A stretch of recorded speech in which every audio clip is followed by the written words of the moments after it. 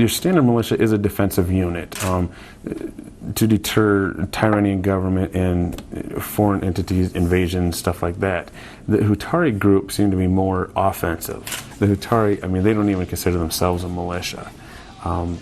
What they consider themselves, I'm not sure. Most of us refer to them as just a religious extremist group. David Sr. is the one that actually does 90% of the talking in any encounter with the group. The others pretty much just kind of stand by and don't really say a whole lot. It's very structured group. I mean, you could tell that he was obviously the leader of the group.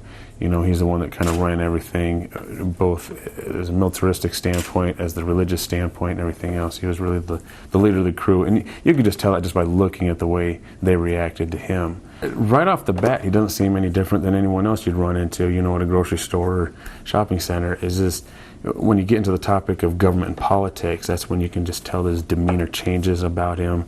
Don't want to say he becomes aggressive in the sense of wanting to counter physical violence, but you could just tell that he was very opposed to government regulations and law enforcement.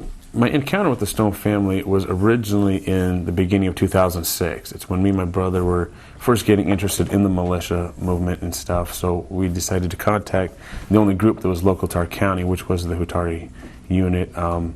We contacted them, we met up at a local restaurant. In that conversation, for the most part, we mutually agreed that we weren't compatible with each other.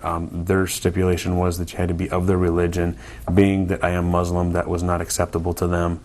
I didn't have the proper armament and gear and stuff like that. So, and then listening to them, we decided, you know, that's not really the group that we wanted. Their ideology was a little off from what we were looking for. So it's kind of a mutual parting of ways, you know, but we still stayed in contact. You know, they said that we were more than welcome to come train with them, but we couldn't actually be part of their group.